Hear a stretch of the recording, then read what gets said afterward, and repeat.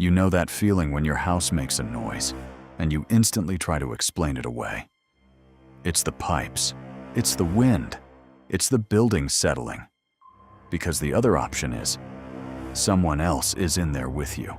Not outside, not watching from the street. Inside.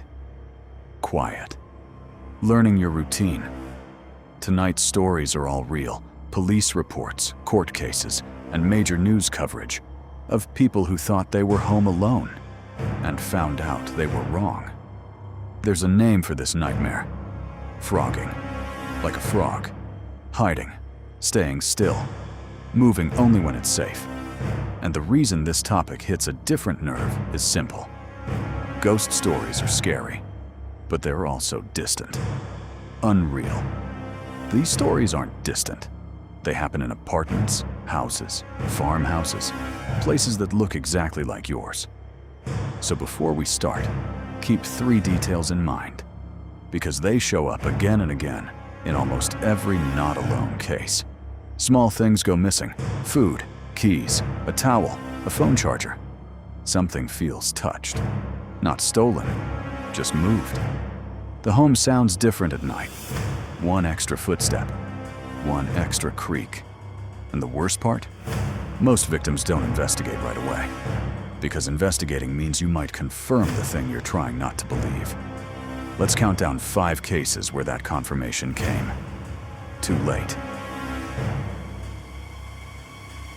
He thought he lived alone. It started with something so small he almost ignored it. A little less food than there should have been. A few items not quite where he left them. Nothing dramatic. Nothing broken. Just the creeping feeling that his apartment wasn't sealed anymore. At first he blamed himself, because that's what you do when the truth is too disturbing. Maybe he forgot. Maybe he miscounted. Maybe he was tired. But it kept happening. So he did the one thing that turns paranoia into proof. He set up a security camera.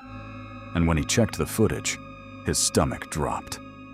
A woman, quiet, careful, emerged from the place nobody wants to check for a human being. The closet. Police were called, and when they searched the apartment, they found her still there. Not visiting. Not passing through. Hiding. And the reason this case is so terrifying isn't just that it happened. It's how long it can happen before you accept it.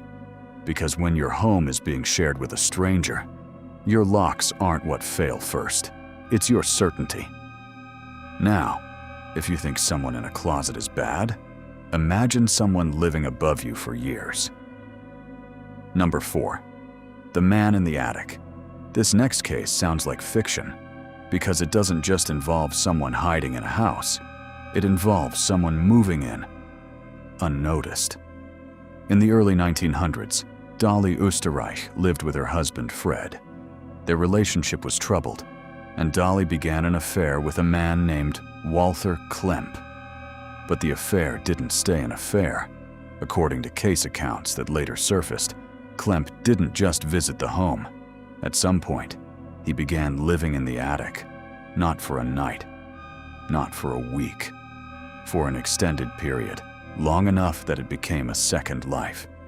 Picture the daily rhythm of that house. Fred downstairs, living his life. Dolly moving room to room, and above them, someone listening. Breathing quietly, waiting for the right time to move. And what makes it worse is how explainable the warning signs are. A sound overhead, rats, a creak at night, old house, a missing item, misplaced. Until one day, the story turns into a full nightmare. Fred is found dead, and Dolly claims it was an intruder. But years later, the attic man angle comes out through investigation and statements tied to the case, suggesting the home had contained a hidden person far longer than anyone suspected. Even if you've heard of this case before, sit with the scariest part. It wasn't about breaking in, it was about staying in, long enough for the house to accept them as part of its silence. If you're watching this at night, here's a thought you won't enjoy. Most attics don't sound like footsteps. They sound like the house settling, right up until the night it doesn't. And the next case proves it. Number 3, the Denver Spider-Man. In 1941, Denver police encountered one of the most disturbing "someone's been here" cases in American history. A man named Theodore Coneys, later nicknamed the Denver Spider-Man, was connected to the murder of a man named Philip Peters. But this case doesn't become legendary because of the murder alone. It becomes legendary because of what Coneys allegedly did afterward. He stayed. Reports and retellings describe Coneys hiding in the home's attic and crawl spaces, moving through areas that didn't feel livable, surviving off food in the house. And here's where the story turns from crime into pure horror. After the murder, others entered the house, and strange things began happening. Food would disappear, objects would shift, and there were no obvious signs of an intruder coming and going. Just the feeling that the home had an extra presence, one that never showed itself directly. Eventually, police searched and found Coneys hidden up there. That's the fear that sticks. You can lock doors, you can check windows, but you can't easily lock the spaces inside your home, the parts you never think to search because they don't feel like rooms. And now we're going from hiding in the house to something even more psychologically terrifying. A case where a family thought they were experiencing something supernatural because the truth was too horrible to accept. Number 2, the house that felt haunted. This case is one of the darkest examples of why people don't trust their instincts, because the human brain will choose a comforting explanation first.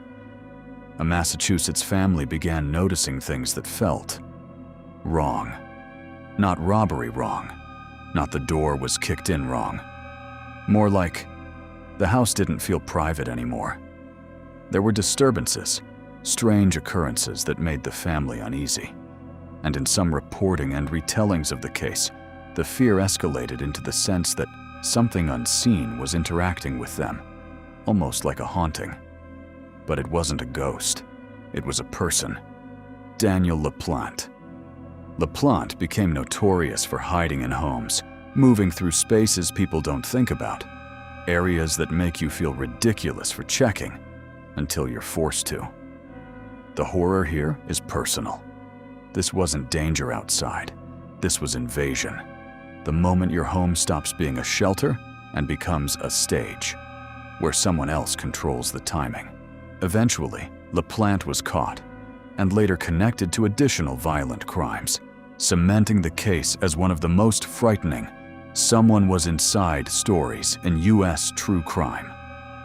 But the reason this case belongs on this list isn't just what happened. It's how it felt from the inside. A family living normal life, while a hidden person learned their habits, their bedtime, which doors creaked, which stairs didn't. And now, number 1. This isn't a modern apartment.